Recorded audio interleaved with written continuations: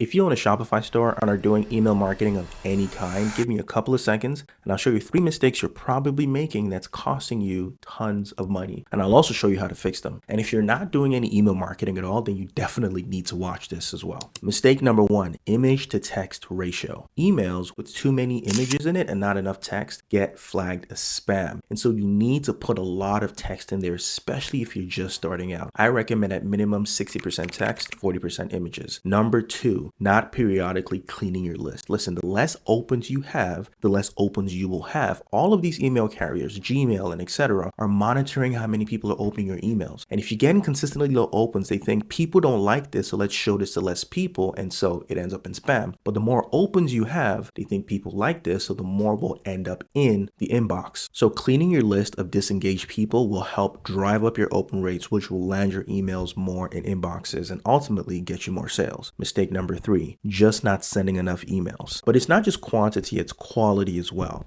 Your email domain needs to be warmed up, and the more emails, the more quality emails you send, the quicker it is for the carriers to trust your domain. And so if you're sending your subscribers more consistent emails that they actually like and that they're actually opening, then your domain will warm up quicker and you will land in more inboxes. And so I recommend 1 email per week. So these are 3 common mistakes. Fix these, and I promise you your sales will grow. Comment if you've made any of these mistakes before and follow for more e-commerce email marketing tips.